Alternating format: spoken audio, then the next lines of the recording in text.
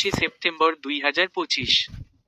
দার্জিলিং, জলপাইগুড়ি, কালিম্পং, কোচবিহার, আলিপুরদুয়ার জেলার বেশিরভাগ জায়গায় এবং উত্তরবঙ্গের অন্যান্য জেলার অনেক জায়গায় হালকা থেকে মাঝারি বৃষ্টি, বজ্রপাতের সম্ভাবনা রয়েছে।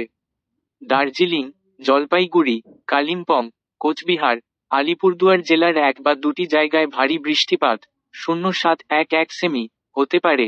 এছাড়াও উত্তরবঙ্গের সমস্ত জেলার 1 বা 2টি জায়গায় বজ্রপাত এবং ঝোড়ো হাওয়া 30-40 কিলোমিটার প্রতি ঘন্টা গতিবেগ হওয়ার সম্ভাবনা রয়েছে। দক্ষিণবঙ্গের কিছু জায়গায় হালকা থেকে মাঝারি বৃষ্টি, বজ্রপাতের সম্ভাবনা রয়েছে।